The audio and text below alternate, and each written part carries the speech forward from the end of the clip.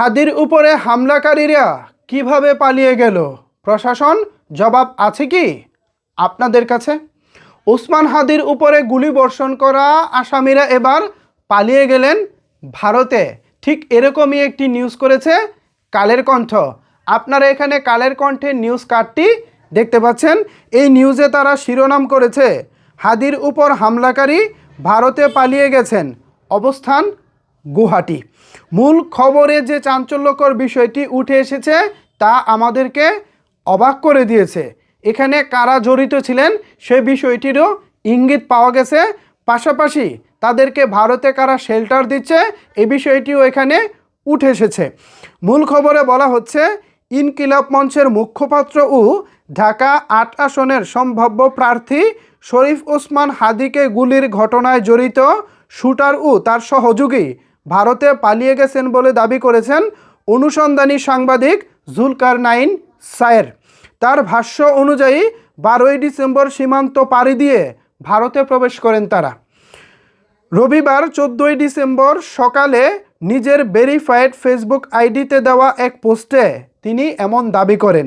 Facebook পোস্টে সায়ের বলেন, ইনকিলাব মঞ্চের সংগঠক ওসমান হাদিকে হত্যার উদ্দেশ্যে গুলি করার ঘটনার সঙ্গে জড়িত শুটার সাবেক ছাত্রলীগ নেতা ফয়সাল করিম ওরফে দাউদ খান এবং তার সহযোগী মোটর বাইক চালক আলমগীর হোসেন 12ই ডিসেম্বর সন্ধ্যায় সীমান্ত পাড়ি দিয়ে ভারতে প্রবেশ করে বলে নিশ্চিত হওয়া গেছে। তাদের বর্তমান অবস্থান আসামের গুয়াহাটি শহরে।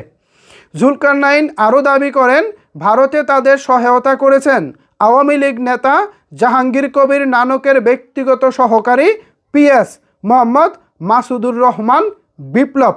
বিপ্লবের তত্ত্বাবধানে এই হত্যাকারীরা ভারতে অবস্থান করছেন।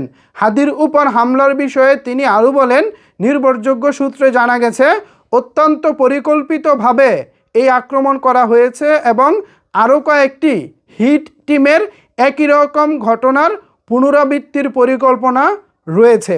এই সাংবাদিক আরও দাবি করেন, এদিকে মূল শুটার ফয়সাল তার ঘনিষ্ঠ মহলে দাবি করেছে ব্যবহৃত অস্ত্রটি জ্যাম হয়ে যাওয়ায় সে কেবল একটি গুলি করতে সক্ষম হয়। তার পরিকল্পনা ছিল 4টি গুলি করার। ফেসবুক পোস্টে তিনি আরও লিখেছেন, সূত্র দাবি করেছে ফয়সালের মতোই আরেক অস্ত্রধারী ক্যাডার চট্টগ্রাম নগর যুবলীগের সাবেক কার্যনির্বাহী সদস্য মোহাম্মদ সাজ্জাদ, যাকে গত 13ই মে 2025 রাজধানী ঢাকার গুলশান এলাকা হতে বৈষম্যবিরোধী ছাত্র আন্দোলন চলাকালে চট্টগ্রামের মুরাদপুরে ফয়সাল আহমেদ শান্ত হত্যা মামলায় গ্রেফতার করা হয়। তবে 29 জুলাই 2025 সাজ্জাদ সুপ্রিম কোর্ট হতে জামিনপ্রাপ্ত হয়ে কারামুক্ত হয়েছেন। অনতিবিলম্বে কার্যক্রম নিষিদ্ধ সংগঠনের যেসব অস্ত্রধারী ক্যাডার তাদের বিভিন্ন মামলায় যারা জামিনে রয়েছেন তাদের প্রত্যেকের বর্তমান অবস্থা যাচাই ও কর্মকাণ্ড সম্পর্কে খোঁজ নেওয়া জরুরি বলেও তিনি দাবি করেছেন। ভিউয়ার্স, এই হচ্ছে মূলত অবস্থা, এই হচ্ছে মূল ঘটনা। এখন এ বিষয়ে আপনাদের মতামত কি জানাতে পারেন নিচের কমেন্টস বক্সে।